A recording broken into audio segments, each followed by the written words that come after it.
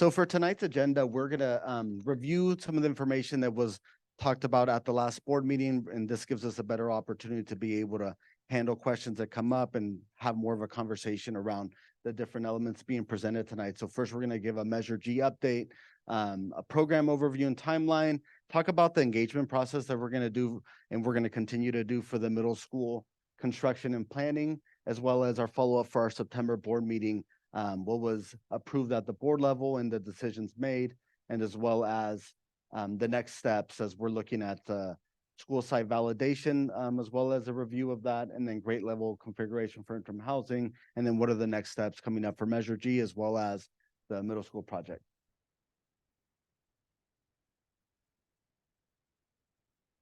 So this is our timeline to date here. And so what this timeline represents here are the different milestones from when we started with Measure G, June 2022. It was approved by voters. And from that time, we've been focused on putting forward our timeline to put together our team. And that comes through putting a request for proposals for construction management, program management.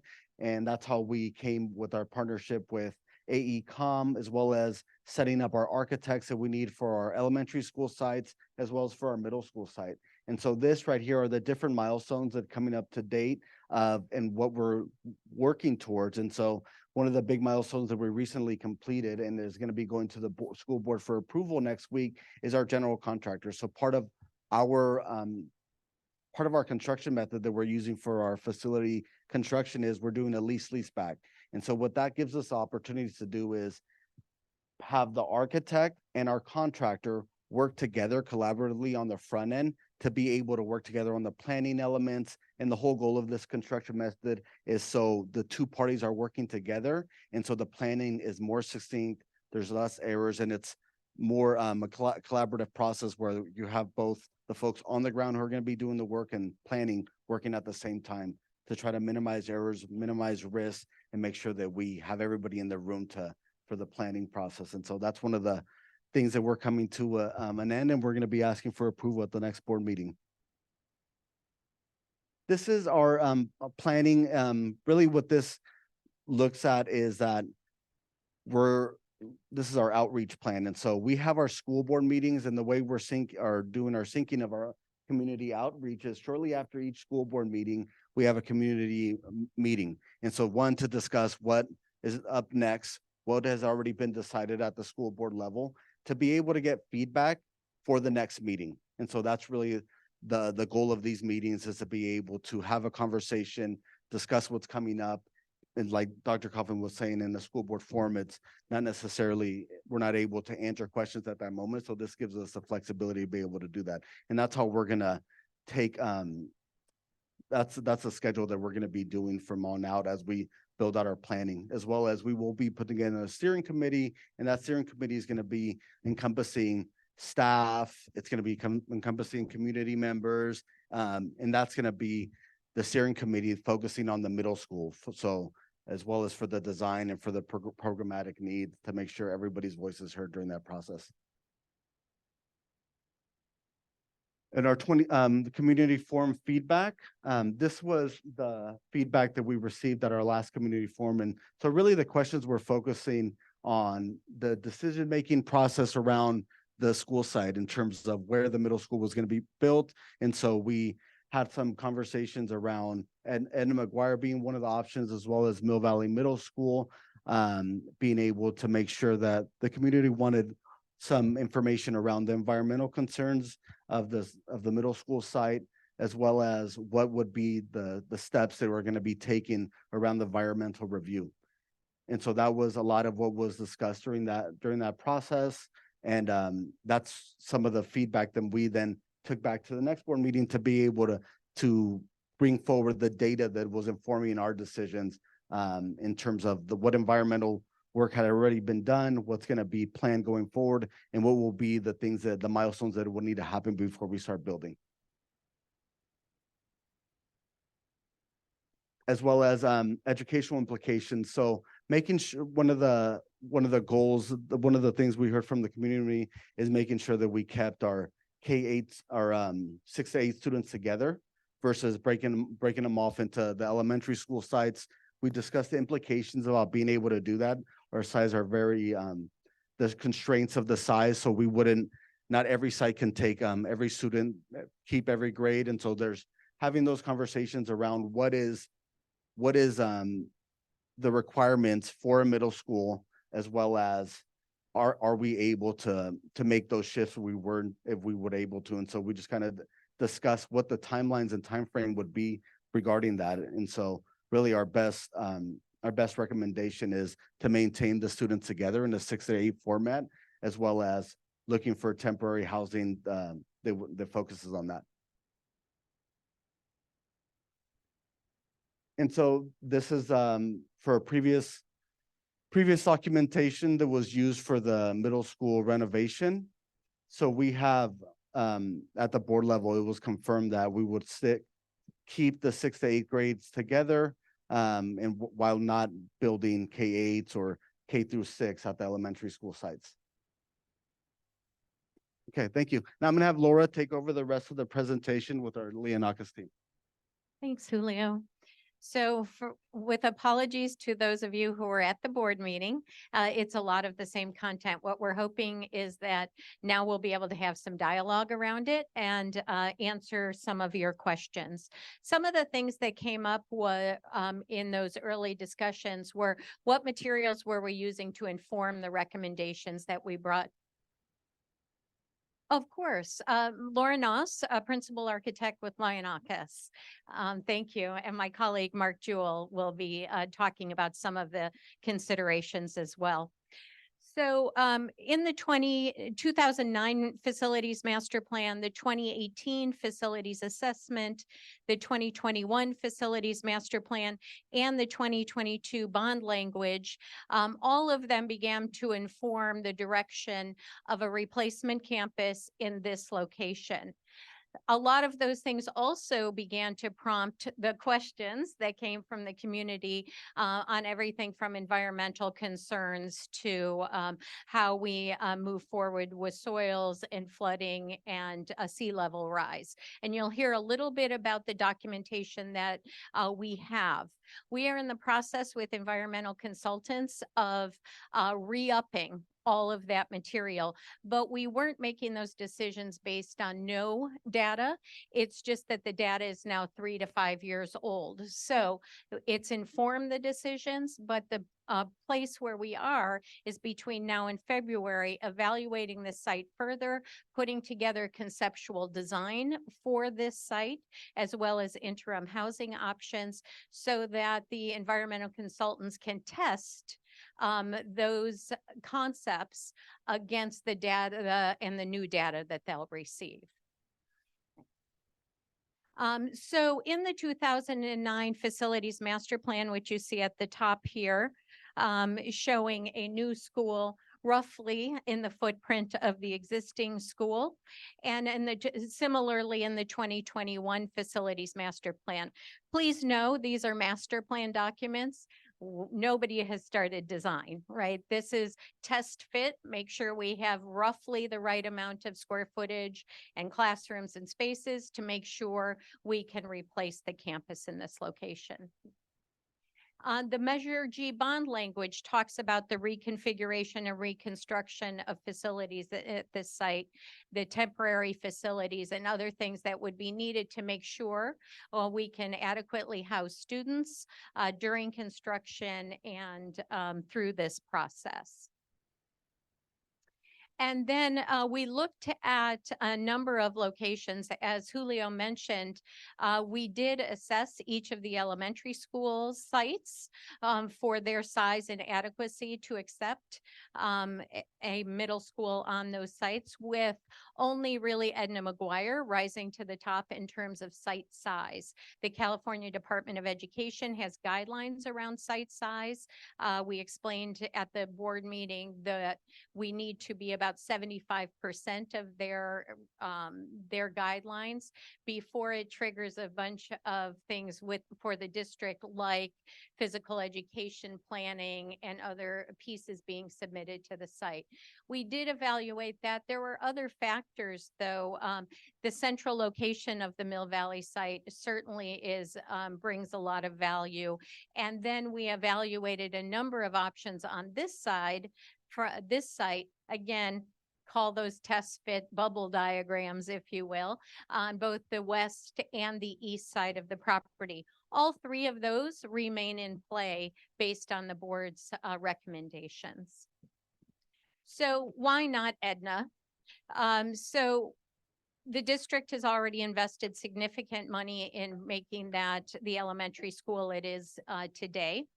A lot of that investment would be lost, not all, but a lot of that. For example, I've been using the example, we don't need kindergartens at middle school, so we would have to look at those multi-purpose rooms undersized, those kind of things. The other thing was the need to closing one elementary school pushes those students out into the other elementary schools. So the investment that would be needed at the other elementary schools to receive those students still comes out of the same bond issue and still impacts the overall budget. We have tenants at Terra Marin and others, and the district maintenance in that facility there. And there would be a trigger of environmental impacts. This site was assessed for 600. We're planning a middle school closer to 1,000. And so we would trigger all of the environmental review. We expect that the traffic would be key among them, but we also know that there were archaeological impacts when Edna was originally designed that we might expect as well. So my colleague Mark is going to walk through some of the considerations, what we heard, those environmental concerns and others, and what the data we have to date tells us about those. I'm going to try to sit here and hopefully you guys can hear me okay. So I can follow along a little bit. Again, Mark Jewell with Lionocus, project manager. I'll be on the project for the entire project. So like Laura mentioned, we're going to give you just a little bit of an overview of some of our ongoing considerations. These aren't considerations that have happened and stopped, but they're going to be ongoing throughout the process. Yep, sorry. I'm not used to a microphone. My apologies. So sea level rise. We all know that this is one of the highest priority concerns for the Mill Valley Middle School site. We've reviewed the current FEMA maps. We've reviewed the 2015 Richardson Bay shoreline study and the subsequent 2017 Bay Wave study. At this point, we're assessing potentially raising the existing grade over portions of the middle school site, depending on the options that we continue to study. This is an aerial of the existing campus. As you can see here from the numbers, the main building, the lower level, is about 1 foot above the current FEMA 100-year flood line. The existing gym is in slightly better shape. It's about 4 feet above the current FEMA 100-year flood elevation. And the easternmost parking lot is roughly at or even slightly below the FEMA 100-year flood line, just for context as we move forward through some of the maps. This is the current FEMA map. Areas in blue represent the 100-year flood elevation. Current code requires that we site a building floor elevation at least 1 foot above the blue areas. So that kind of gives you a better sense of what's going on, not just on this site, but around the site. The Bay Wave study looked at 3 different sea level rise potentials from year 2030 to 2100, each with and without concurrent storm surge. This is scenario 1 with a 10-inch rise and no storm surge. You can see the shaded area to the right here is the flood line. Scenario 2 is 10 inches with the storm surge. And as you can see from this map, that even the eastern portion of the site could regularly be flooded with storm surge. Again, this is projected on the upper limit at 2030. So that's pretty much right around the corner. And we're not gonna show you all of the scenarios here because I think there's some familiarity with these studies already with the audience. But as you can see at scenario 5 at 2100, the site is significantly impacted. And in fact, this is the scenario where the Bay Wave study identified Mill Valley Middle School as being vulnerable. And then for completeness, the final scenario 6, 2100, 60-inch rise. So a little gloom and doom, but we'll keep moving. Should we be concerned about the sewer plant? This has come up a lot. We know that the smells from the sewer plant are unpleasant. Once we get into the design phase, we will attempt to limit outdoor circulation. We will also be studying override controls for mechanical systems for improved air infiltration or air filtration when needed.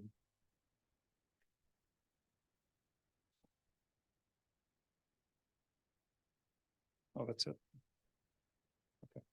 Okay. Past testing from the Bay Area Air Quality Management District indicates safe levels of hydrogen sulfide. That's primarily the smell that you're experiencing, but we do understand that the odor is having an impact to the school. Is it safe to build on the site? Soils. This has probably become the most interesting topic of the considerations that we're sorting through. We know that the landfill was closed in the 50s. We know that there is landfill material on the middle school site, and the extent of this material will need to be confirmed through the forthcoming environmental assessment. We have reviewed extensive documentation related to previous environmental reports and soil and air testing over the last 40 years. Some of it related to the construction of the Mill Valley Community Center and adjacent fields. Based on the information from the State Water Resource Control Board, we believe during construction, debris and mud under the western half of the building was excavated and replaced with compacted fill. Therefore, it is likely that only the eastern end of the main building is underlain with debris fill. This will all need to be confirmed. This is just preliminary information. We have also reviewed the county post-closure land use guidance document and know that it will require at a minimum a historical study, field investigation, waste excavation and management plan, and a maintenance and monitoring plan. And we are also actively consulting with the city and county engineers. This graphic is taken from the 2017 geotechnical report. The plan above here, you can see the main building and the gymnasium building and the locations of one boring that was done in 2017 and 3 cone penetration tests. So we have a fairly good sense of what the site is generally, but it's not detailed enough to know exactly the extent of the material that we're having to work with. A more complete geotech will be performed once the project site is finalized. The section view at the bottom is from the same geotechnical report, and we've overlaid the approximate existing building configuration for the main building and the gymnasium that you can see there, so that you get a sense for roughly based on this geotech report, what is below grade. Also note that the vertical scale is exaggerated for clarity and does not match the horizontal scale. So it doesn't really drop off as dramatically as you see it in the section. It is clear from this graphic though, that the western portion of the site will be a lot easier to build on.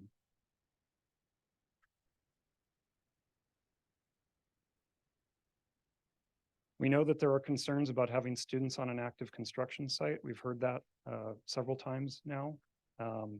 Even for a temporary housing site, the same environmental considerations already highlighted will still apply.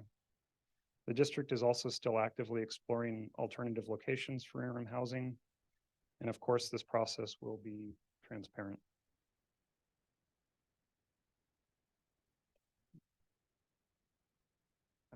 I don't think it's you. One of the things we did state at the board meeting is that at this point, we believe all of those issues are mitigatable. I guess that's a word. And that is really important because we can control a lot of the middle school site. What we can't control in the sea level rise is the rest of Mill Valley. right? The streets to the middle school site in that 2100, and the other impacts of adjacent Mill Valley. But we can control what we do at the school site, and we'll have to control it in order to get through the state architect's office, the Department of Toxic Substance Control, and all the other agencies that monitor school construction in California. So with that, this was the staff recommendation was to consider approval of the Mill Valley Middle School site for validation as the location for the renovated middle school. As I said, the district is prepared in February when we've done this due diligence or this re-upping of the due diligence to pivot as necessary. But right now that we're all in on this site in order to bring back the most detailed information we can. And the conceptual design that Julio mentioned will be working through a steering committee to develop. So we wanted to bring a video just to share what the phasing might look like, because it is hard to imagine your kids and how it will all work. So it goes fairly quickly, but the first phase you'll see is the development of the interim campus and how that begins to happen on, let's say, the east side of the property, the hard courts and portions of the parking lot. The new site will be demoed and security fencing and all the protections around that. While we build the new campus in this location, we're then able to remove the rest of the campus through demolition and all the interim housing. And that's where additional parking, play fields, hard courts would occur. Again, not designed, but wanted to give you a sense of not only how the phasing would work, but the fact that, you know, these two things can happen simultaneously.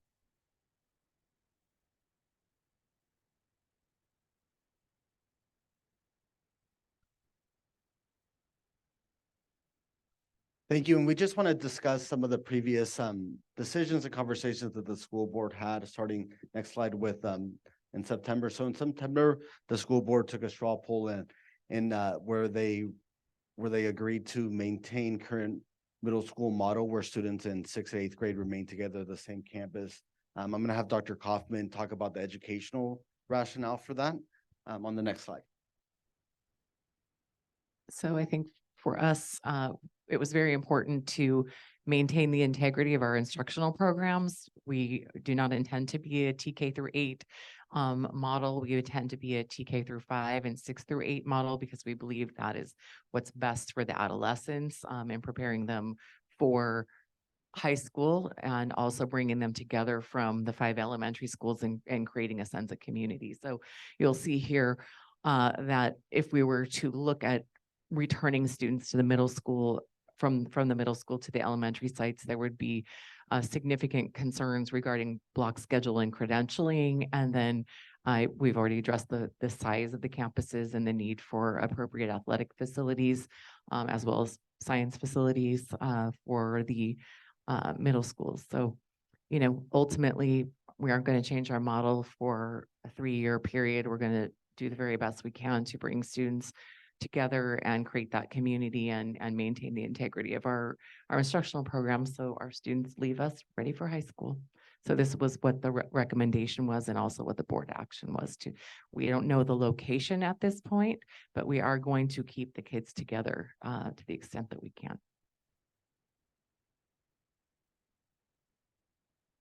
And that ends our presentation for tonight. So we're going to open it up. If you can go to the next slide. Next steps. Yeah, we can. One more. So this is the Slido QR code. Also, we do have we do have paper. If folks would like to put in a question on that, I'm going to turn it over to our interaction team. Thank you.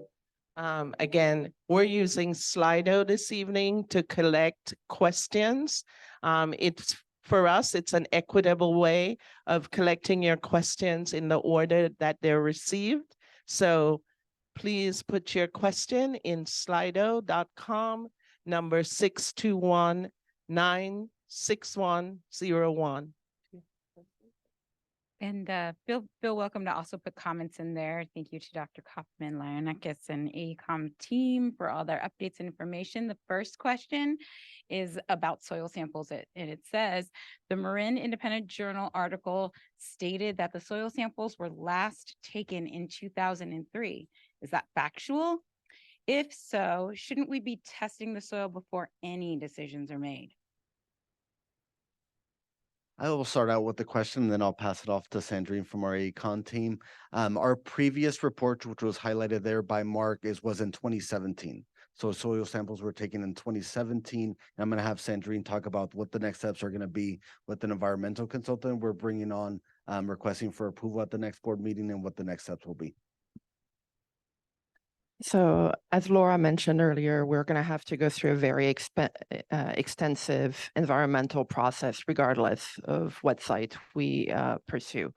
And part of the environmental review will be to actually take boring samples, test the air, so that it can be reviewed with the Department of Toxic Substances Control and approved by the state before we can do anything. So again, there are existing reports, and we're in the process of onboarding the engineers that will help us update those reports and bring them to the state agencies that will approve us to move forward with the site if we decide to keep moving forward with the site.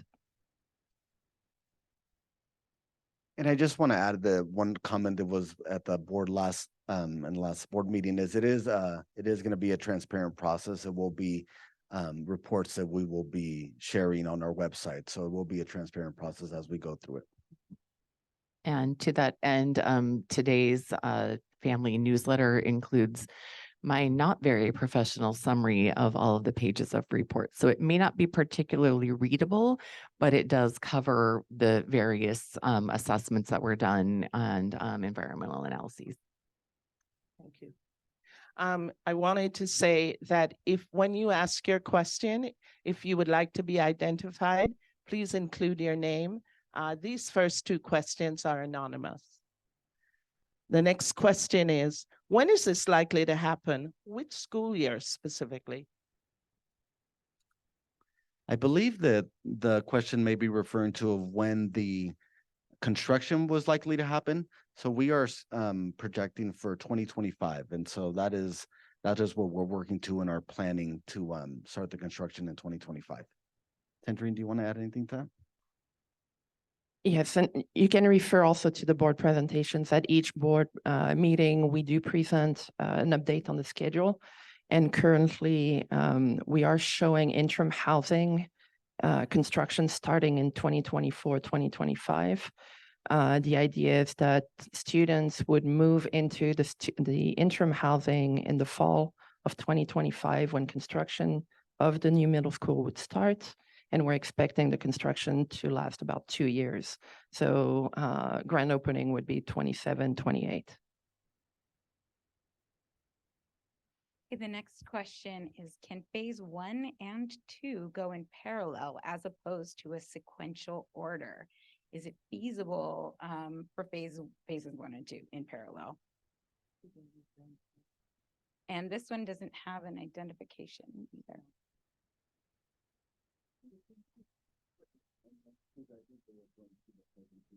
We're going to put the timeline back up.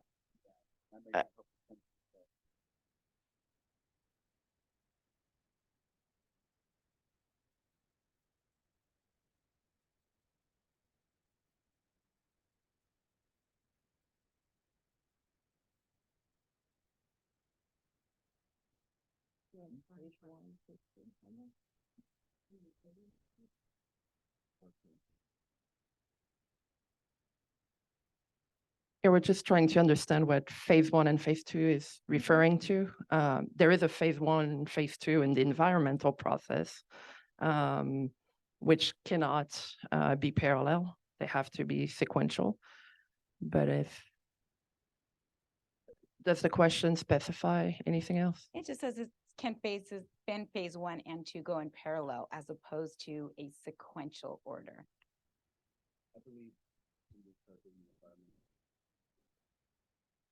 I guess I'll keep answering as it relates to the environmental process. We are starting the environmental process right now with the environmental assessment. That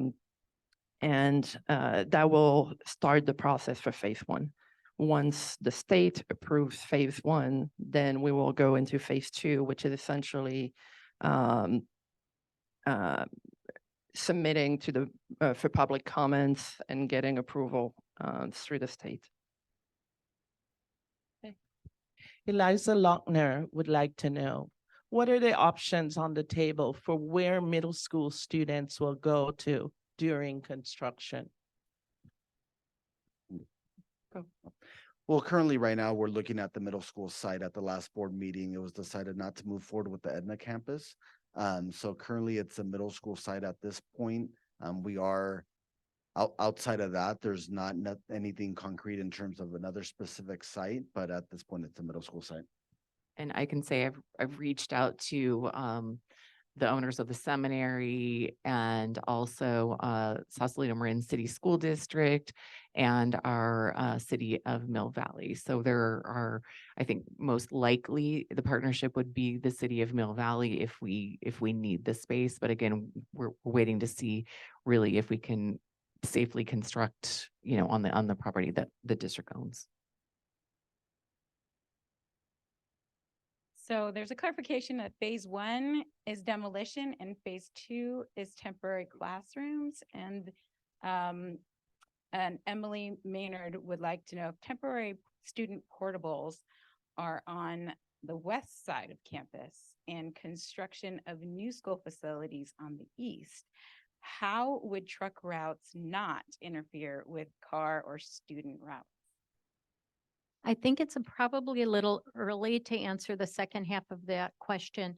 But on the first half of the question, the interim housing component, one of the things we have to make sure is that the students are adequately housed in this location. And we've constructed the new interim housing, so they have somewhere to move. So we can't demolish this building at the same time we're building their new facilities. That is the reason we looked at the east side location for the new middle school as an option, because it allowed students to stay in this building while that was being built. But we would still require some interim housing for multi-purpose buildings and things that are in the current portables. That option, after seeing the Bay Wave flood study, is less desirable, I think, but it is one we are going to continue with between now and our February commitment to the board to come back having done a deep dive on all 3 options. Thank you. Just want to remind for those who have just joined us, please join us at slido.com, number 6219-6101 to put your question in the queue.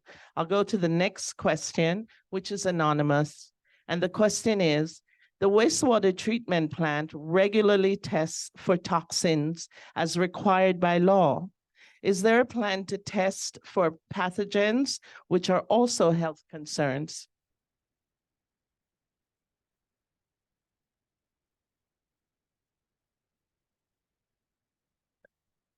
We don't know the answer to that, sorry. Good question, anonymous. But we can certainly ask the environmental engineer that will soon be coming on board. Well, that is the last question in the queue. And thank you, anonymous, for that question. And hopefully we can answer that. Are there any additional questions from the room that weren't put in the queue that anyone or online that anyone would like to? Oh, here comes another one from a number. Thank you, number, long number. Is the possibility of using Edna completely off the table?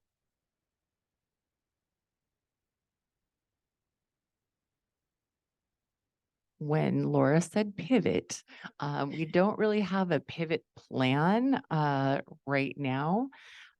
So should this facility not work, I think we would have to go back and look at all of our campuses and probably our configuration kind of district wide. So there would be larger implications. Again, from my perspective, having gone through all the environmental studies, the previous reports, there's a lot of evidence that this site is very likely safe for our children. I don't believe we'd still be here after the number of iterations of studies if that weren't the case. So I am not concerned about that in the ways that I would have been had I not read all those studies. And I think the challenge, of course, for us is we want to make sure everyone's safe during the construction as well. So again, depending on what we see here, you know, we may have to look at everything, but I wouldn't think that it would be a pivot directly to Edna. And I don't believe that it's going to be necessary. So for our last board meeting, Edna was off the table. It would take more board conversation to put Edna back on the table. Thank you, Dr. Kaufman. Emily Maynard wants to know, after students are moved into portables, how would truck routes interfere with car and student safe routes to school? There doesn't seem to be more than one. Part of that will be studied in the next process, because as we add the environmental or add the interim housing to the site, we will have to not only address the parking loss, but also the change in drop-off routes, as well as construction traffic for the new construction. All of those will be brought back as part of a logistics plan for the community to be able to see. At the next board meeting, the construction company will be here to talk about how they handle safety during construction, but we will have logistics plans and other phasing plans that address some of those issues. Just one conversation, for example, has been ingress and egress through the community center, because it's not that far to walk if the interim housing is on our blacktop over here. But again, as everyone stated, we need to study first. The next question from MVHS is, has K through 8 been considered? Yes.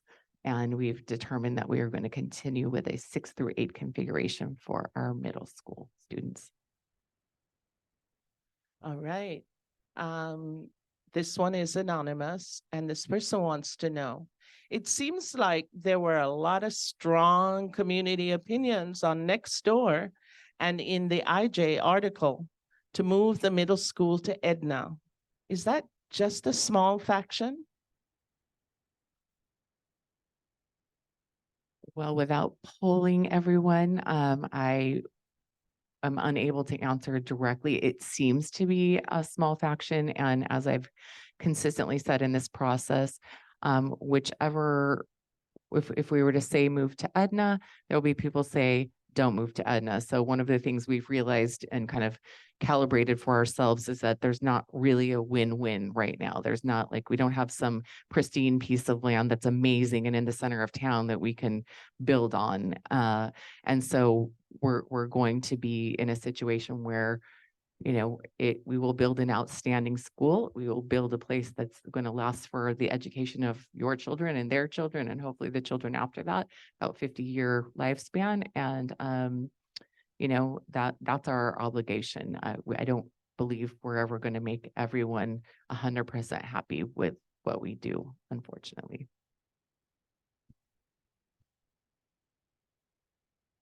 Okay, so the next question is from Emily. Again, thank you, Emily.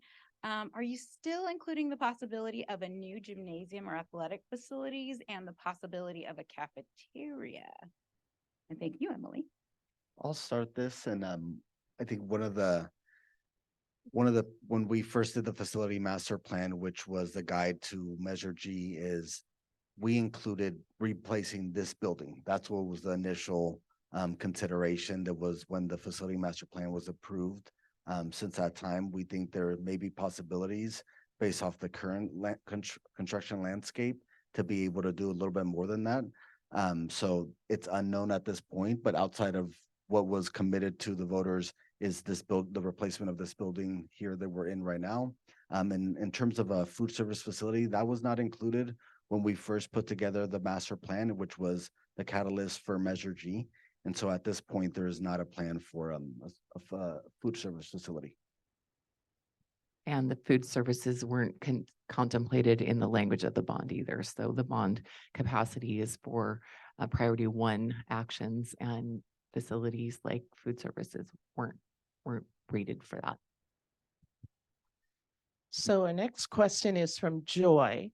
And Joy would like to know, could you please show the video again and describe slowly what we're seeing? I think this may have been the phasing video. Thanks for your question, Joy.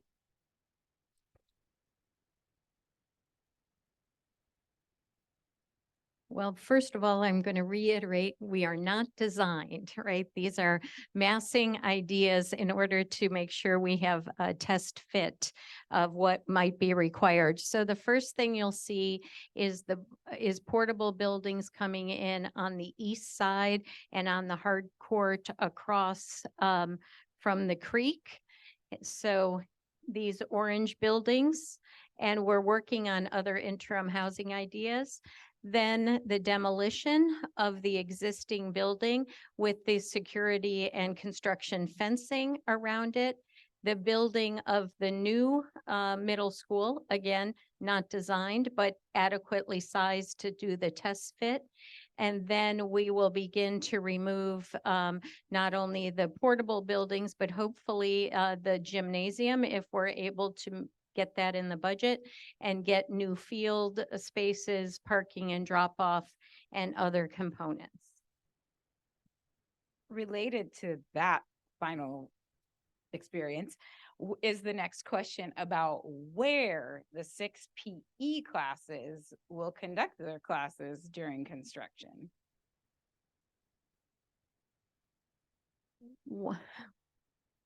Well, no, one of the things that Dr. Kaufman mentioned is the discussions with the city of Mill Valley. I think accessing their field space is certainly one of the considerations.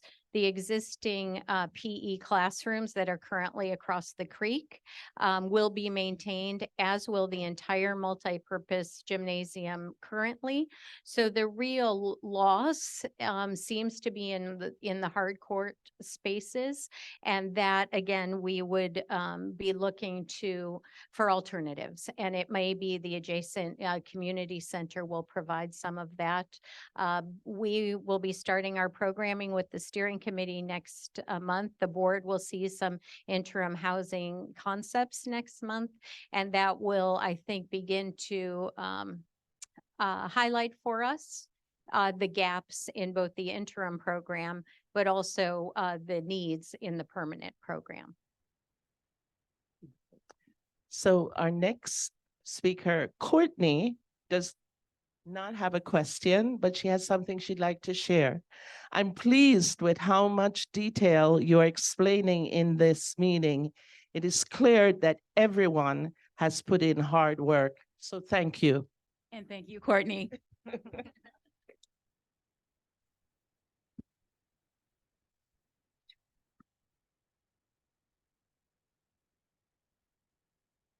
Board has discussed a lot about why it's not desirable for our district to have K-8 education at our existing schools. And maybe you could kind of discuss further how our space limitations at each schools and how our middle school curriculum is very different than our elementary school experience. So I will not engage in one of the things that we did based on some feedback from last spring was contemplate, when I came on board, but we were hearing, oh, well, no one wants to build a middle school by a place that's not very aromatic. And so we potentially miscalculated in vetting the Edna site. So we went ahead and looked at all of our elementary sites to see if any of those footprints could take on like sixth grade, staying behind, or we could move back the sixth, seventh, and eighth grade for the short term. The only facility that had the space to do that potentially was Edna.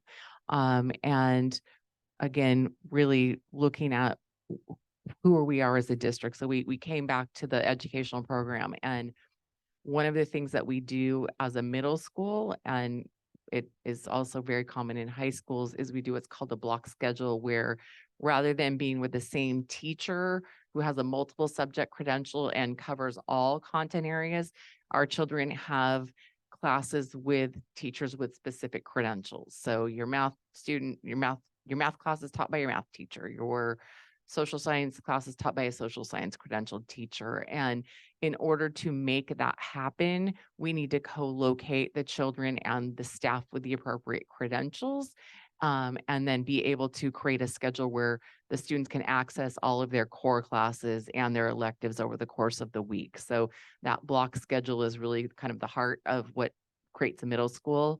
And then again, for us, we do believe that the children coming from 5 different elementary schools with 5 very strong identities need the opportunity to come together and build a community as a middle school and in preparation for high school. And so to the point about why not keep 6th grade at the campus, at the elementary campuses, again, there's a difference of a developmental difference between a 5th grader and a 6th grader, and the opportunity to bring all of our 6th graders together and build that community in their 6th grade year helps us position them better for a sense of community in 7th and 8th grade, and especially by the time they leave for high school, because these are children who are going to be going together for quite some time. And we really believe that, having that inclusivity in the sense of culture and climate that we're able to build in a 6th grade, 8th grade model rather than a 7th and 8th grade model is essential to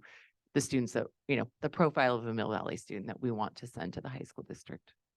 I think this question piggybacks off of that question, and it's from Joy, and she supposes people might be new to the topic, and you might have answered this in part, but you might want to expand a little bit.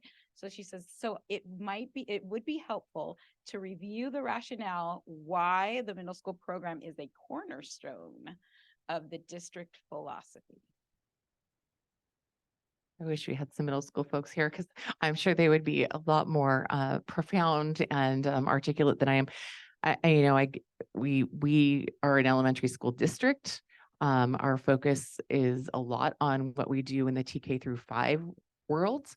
And when we have really, I think the most important thing for us as a community, and I've said this a couple times now, is that we bring our students together and prepare them to go to high school together. And the demands of middle school are much different than the demands of elementary school, and the demands of high school are very significant in this community. And so really having the opportunity for our students to rehearse a high school like day, a high school like workload, the self-advocacy that you need to have when you're having multiple teachers, the ability to manage seven different course loads, and again, stay on top of that, stay organized. So some of the executive function skills that pre-adolescents and adolescents need to develop, they practice in middle school, and that safety net of having multiple adults caring for them while also having them step away from the one teacher who will be there with them all day long is what we believe is most appropriate developmentally to prepare them for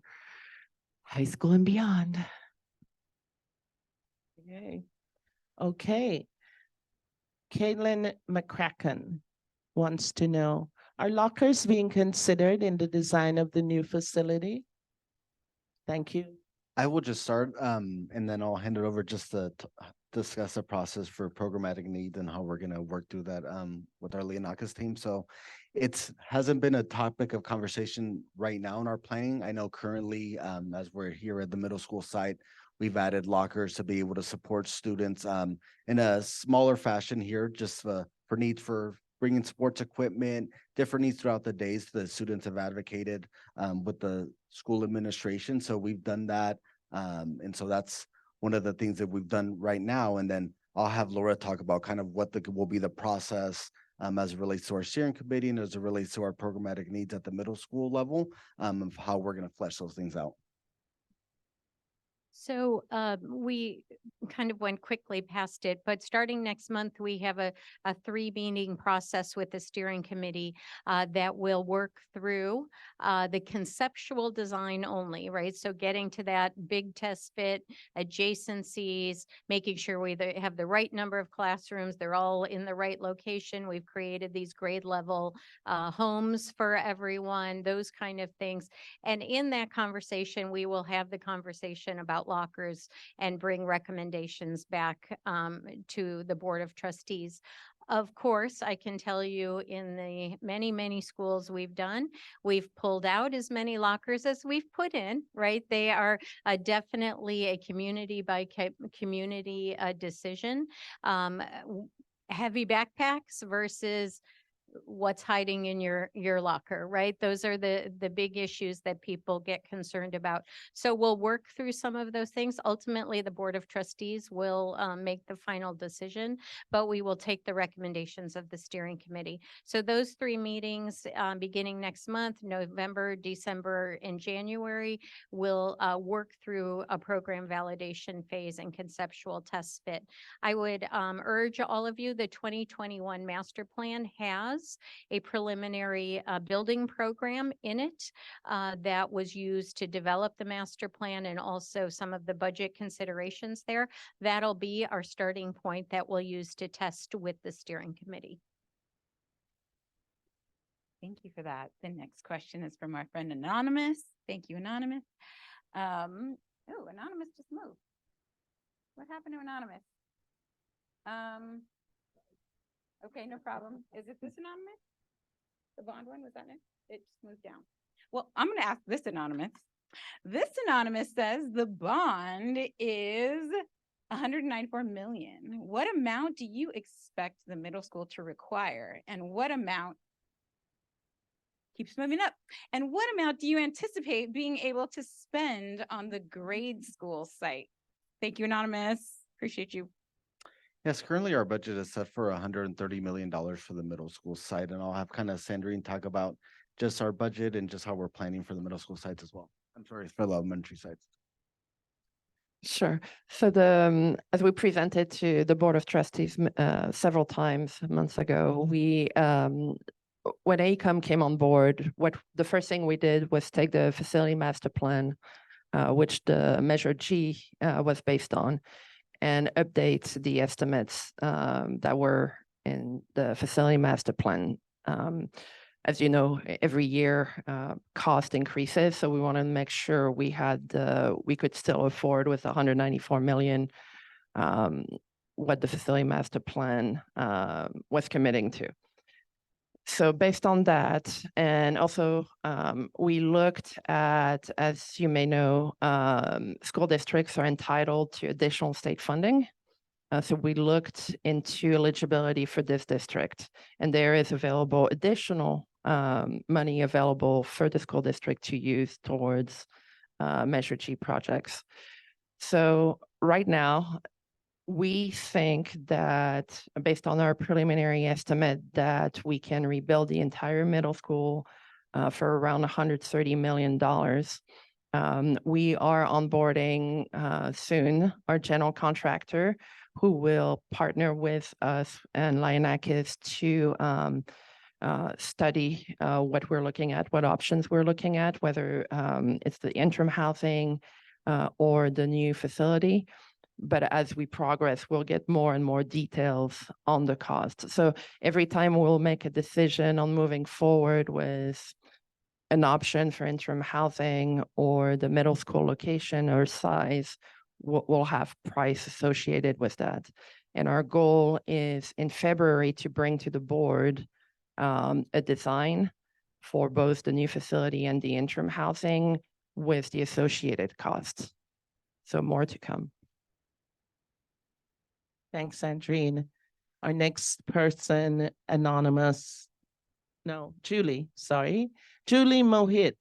Juliet Mohit asks, Is the blacktop big enough to house all of the classrooms that are in the current building in portables? So we have made some assumptions in our test fit. The current test fit's a little bit different, but we have assumed 7 classrooms plus 2 science buildings for each grade level. We've assumed a temporary library, a temporary administration, and the maintaining of the existing multipurpose and all the functions that happen in that and the portables that exist on the site now would all be maintained. But that is, in fact, we just met on it yesterday, and Dr. Kaufman and the team were going to take it to the middle school site principal and kind of room by room put people's name on it to make sure that that was an adequate assumption. So we're in the very early phases, but that test fit does take up most of the parking lot and blacktop area. So all of your other questions about site circulation are really part of that equation. Good stuff. Next is Emily, and thank you, Emily. Thank you for your work. Can you please describe what processes are in place to determine temporary housing location with the highest probability of safety and student success? Well, I can get started. I think a lot of what we're gonna be putting together is around our steering committee, and that really involves a collaborative process of having many different voices come into the provide feedback as we're going through this process. So whether it be staff, community, from the administration level, from teachers, from our classified folks. And so I think that's the one piece that's really important to make sure that all voices are heard and we have really everybody's perspective as we're walking through this path to make sure that we're looking at having all the different, when you look at a school site from a classified person point of view, from a teacher's point of view, from the community, making sure that all voices and kind of eyes on the building, that everybody has a perspective and that's being included in our planning and our design. So that's the first piece of it. And then really working with our Lionakis team and their experience in AECOM and their experience of building great schools, bring them on board to make sure that we use that as also on the forefront. And I'll have Dr. Kaufman add on to that.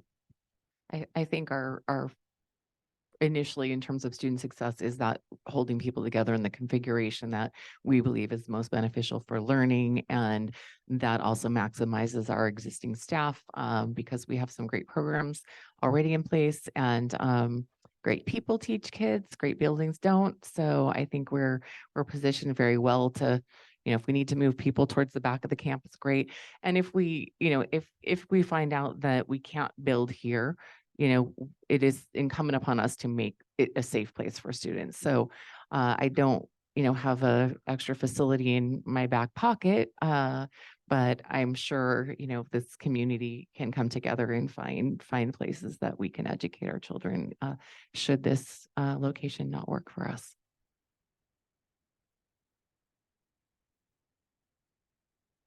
So Jessica Newman, thank you, Jessica, asks, if the interim housing is at a location that isn't central to allow students to get themselves to school, please consider providing transportation for students.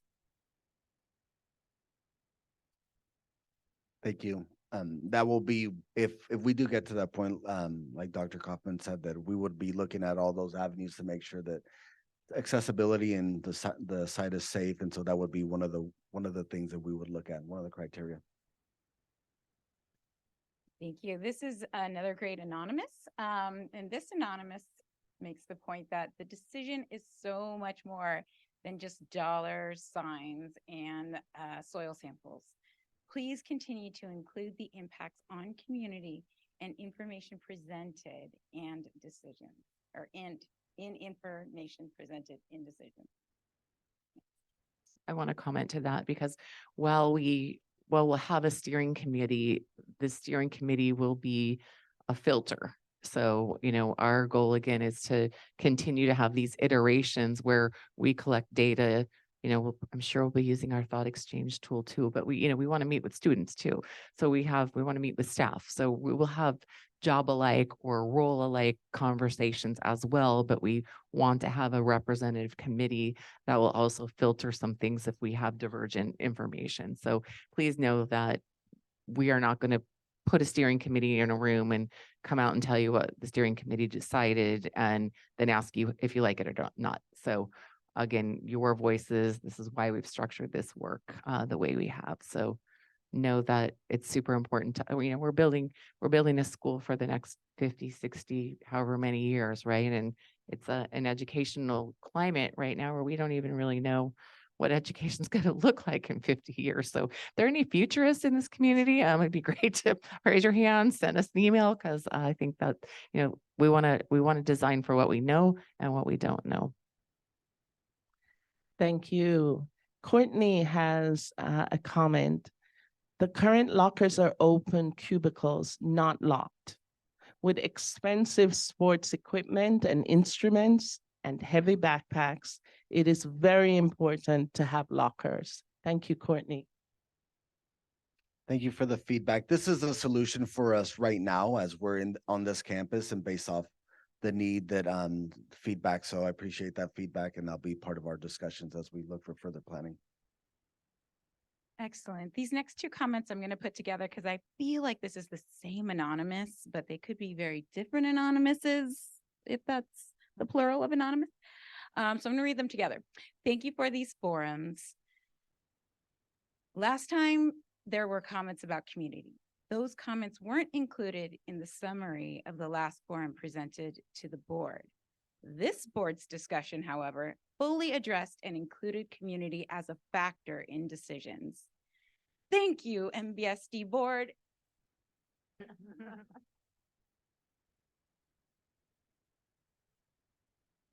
All right, we have another anonymous. Will you be testing the air for pathogens from the wastewater treatment plant? I know they test for toxins, but not pathogens. I think that came up a little bit earlier. And so that's one of the discussions that we're going to have with our environmental consultant who we will be bringing to the board for approval in our November board meeting. So this is one from Joy. Could you please share more about what is envisioned in the final building? For example, would we be able to have state-of-the-art foreign language programs or labs? Thank you, Joy. Awesome. We can do everything or anything. We just can't do everything. We can, what is it? We can do anything. We just can't do everything. See, I have such a hard time with that. Like that's what happens in my monthly budget. So good thing we have Michelle who's managing the district's budget very well. I think that's partly what our vision is. I think one of the wishes that we have for this spring, and it's somewhat concurrent, is to do some work on a portrait of a graduate, because really you want to know what the learner we're creating is, right? So what is the building works in service of the children and the staff? So, again, we could have language labs, we could have lockers, it really will be what the feedback from our community, and from the experts in our schools feel is the most appropriate for now and for the future as well. Our next question is from Joy. Do you anticipate being able to maintain the clusters for each grade throughout the process? Yes.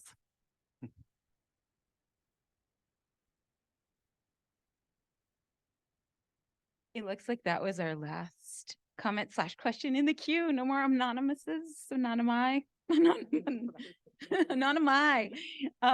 So I want to just, while anyone was thinking of a question that they might want to add, point out that, or thank you for helping us using the Slido process. I feel like, and this is just my opinion, we were able to get a lot more comments with not having to unmute, mute, pass the mic around, and make it feel like an inclusive process. But that's, up for also for feedback in terms of how you felt like this process worked. We used it to address just the equity question and that kind of feedback from previous meetings where there were a lot of in-person and a lot online. So we're open to your feedback about how this process worked for you, especially the people in the room. Because, people online are definitely used to being near their computer, but, hearing our voices, no matter how animated we might be, may not be the best for you. So with that, if anyone has any final comments from oh, here we go. Now I get to walk. Okay, great. Yeah, thank you, everybody. My name's Eric Halterman. I had tried to ask a question last time, but the audio was extremely bad and I wasn't able to hear it online. That's why I came in today. But my question was, as it relates to the Measure G, I actually voted against it. I thought it was a lot of money to spend on what was said in here. It says we're going to do, put my glasses on here, repairs, leaky roofs, windows. And I didn't see anything in there. And then I read the whole measure of the bond and there was nothing in there that says that this was going to include the complete demolish of the entire Valley Middle School. Is there anybody that's considering that with all this money, we could actually do what's in the bond measure and do repairs and maintenance for the building to keep it for another 30 years, 40 years? And not knowing what the demographics are, there's a lot of demographic changes right now. People aren't having as many kids. Maybe there'll be a couple extra elementary schools in 20, 30 years that could be converted. Thank you. I can start. There is on our webpage, there is a reference to the full bond language, and there are portions that talk about a reconstruction of the middle school in there, in the full bond language. And so that's for the bond language question. In terms of the second piece is our middle school sites around heating and ventilation, around roofs, fire alarm repairs, outdoor learning spaces. Those are different projects that are included in our what I call priority 1 from our facility master plan, which are driving our work around our elementary school sites. And so those are the items that were referenced in the question that will also be included in the elementary projects. And I think, I'll hand it off because I think I asked that question sort of the first day we all met too. And I think I got an answer, but I can't do it very eloquently. So I think the question is like, why would we demo this at all? Like, why not just fix what's here? So I'm going to hand it over to the individuals who answered that for me when I asked that question. All the way down. So, yeah. So going back to the facility master plan, again, there were many facility master plans over the years that based on site assessments. And those reports tell us that the existing middle school is essentially at a point that the option of rebuilding might be as expensive as modernizing. So essentially saying, do you want to put money in an existing facility and just fix it? Or do you want to spend the same amount of money and build something new to the current standards? So again, the facility master plan, the last one, is contemplating options. And I believe one of the option was to rebuild just this building we're in. But we think there is within that bond room to do more than that, to improve more on site than just this building. So again, it's really a question of, do we want to spend the money on fixing or spending the same amount of money in a new facility? And the other portion I want to mention that I didn't mention earlier, when someone was asking about the middle school budget, we're looking at $130 million for the middle school, but the Measure G also includes modernizations at every single elementary school, like Julio mentioned. And we are starting right now with Stem Valley and Strawberry, and then we'll move on to the next 3 over the next 5 years. So it's not just the middle school. I know the conversation has been a lot about the middle school, but we are focused also on the other sites. So our next question comes from Ganesh Chirala, I hope I pronounced that correctly, and if I didn't, I apologize. Not knowing technical details, the timeline of 2 to 3 years seems, what's that covered? Too long.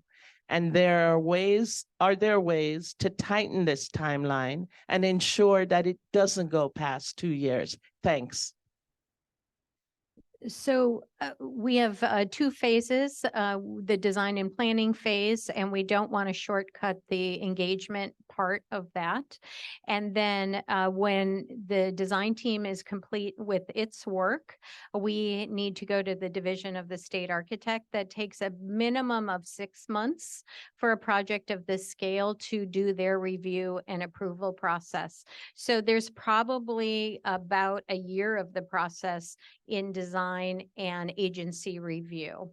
Obviously, the environmental process we talked about can run in parallel with some of that, but not much of it because we don't want to get out ahead of those answers we were talking about.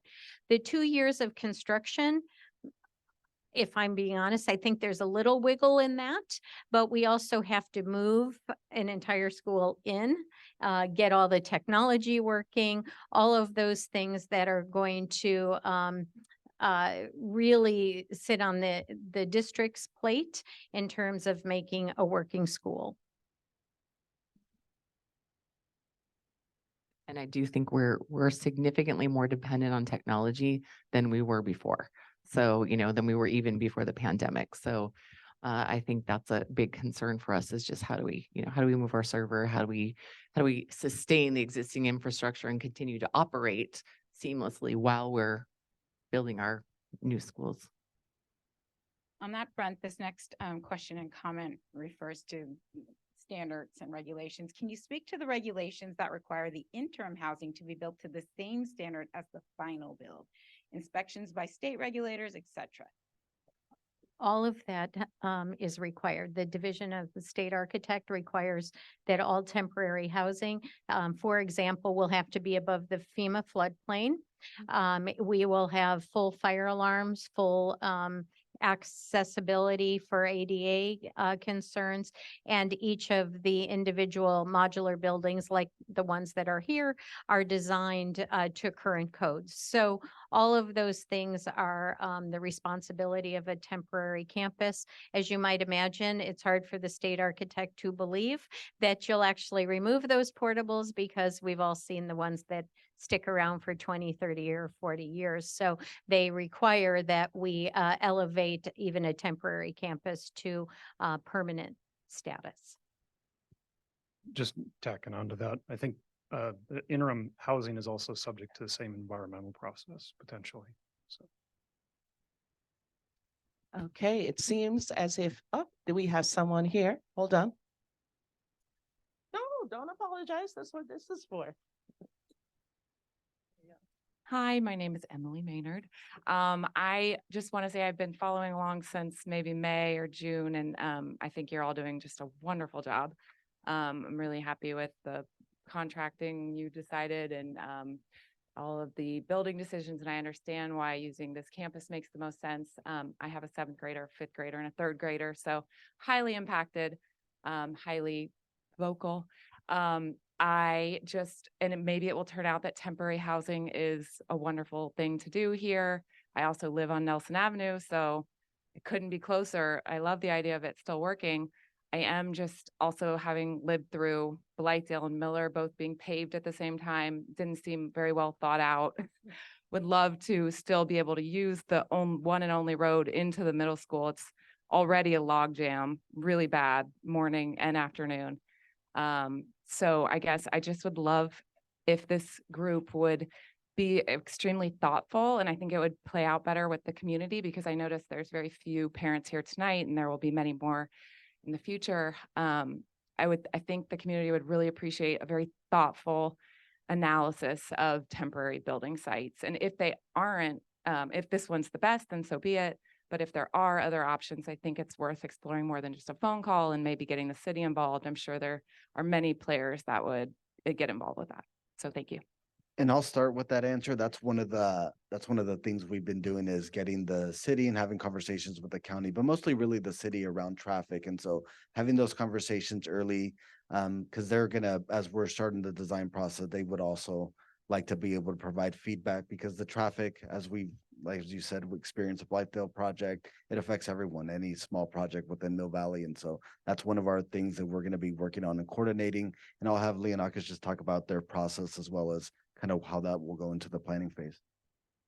Mark mentioned the environmental process applied to temporary housing, so we will have to look at the traffic impacts, the logistics planning we mentioned during construction.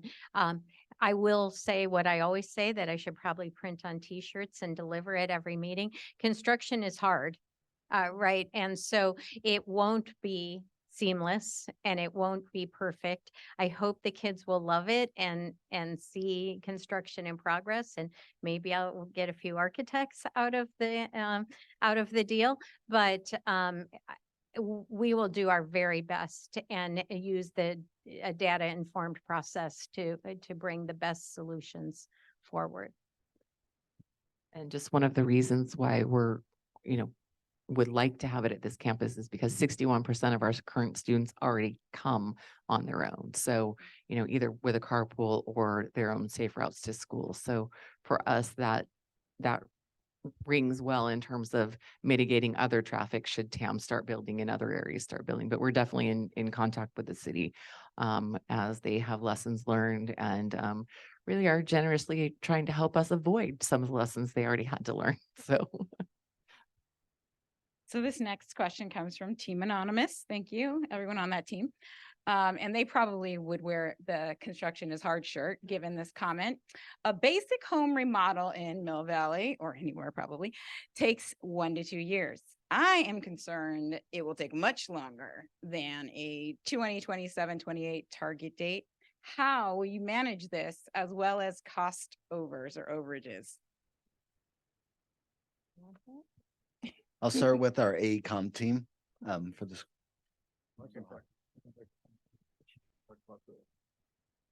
With the cost overage, I would commend the district in their procurement process and in actually selecting the least risk delivery model. And in that fashion, we don't just design things and then hope that, people that bid it incorporate everything. We actually have buy-in from the general contractor from the very beginning. So they're bought into the completeness of the plans from the very beginning. At the end result, we have what's called a guaranteed maximum price. And so there's very little wiggle room there for that change order process that you've all probably heard about. So it's very effective. Significantly reduces the risk. The cost overrun, and in most cases that I've been in, it eliminates it. So, and the schedule as well. They're bought into the schedule. They know going into it, and with absent acts of things like force majeure, they finish on time and on budget. So we've taken as much risk out of it as is humanly possible. Thank you. And thanks, everyone. I think we've answered all the questions that have come through. I'm doing last one. Okay, there we go. So someone asked, renovation versus complete rebuild. And I feel like we haven't given a thoughtful answer that we could give. Just the answer seems to be, it will cost just the same. Can you help us understand why renovating this, what exactly needs to be done to renovate this building that makes you think will cost as much?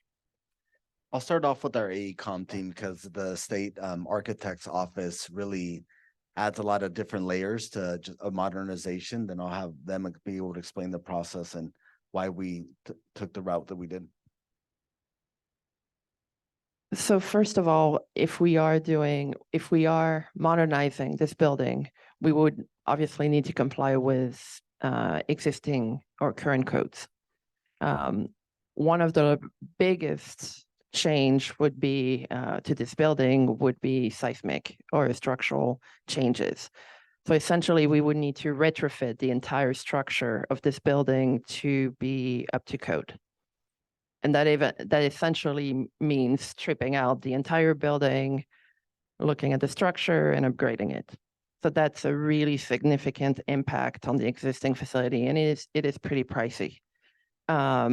Also, Julio mentioned fire alarm systems, mechanical system, lighting. All these would need to be brought up to code.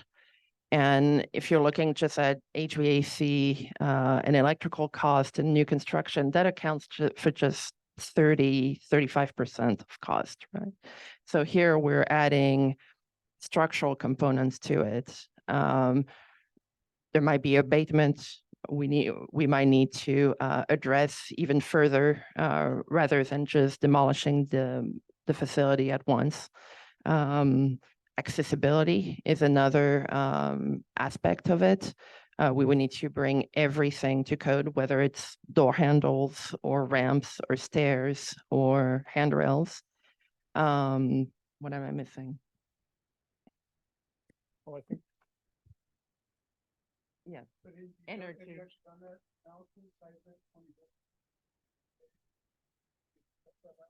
there have been facilities assessments done for that. Yeah, online. I believe so, yeah. And with that, I think we've had our last question of the evening, but I'm gonna pause just in case. Ah, I was there just we gonna, are. That's on my notes from For So I'll just make, I'll close. They sufficiently limited my speaking role tonight. And so I can thank you for coming tonight and also let you know that our next community meeting is November 6th from 5 to 6:30. We do have a board meeting on November 2nd where we'll be showing the board a little bit more about our thinking in interim housing and things. So make sure you watch that. And then, we'll continue this format where people can join from home or in person. So thank you. Thank you thanks, for everyone. coming. I do want to say one quick thing. If you would like to get notices about these community forums, please, we have a sign-up sheet on the bookshelf right there. If you would put your email in, we will keep you connected to these forums. Thank you.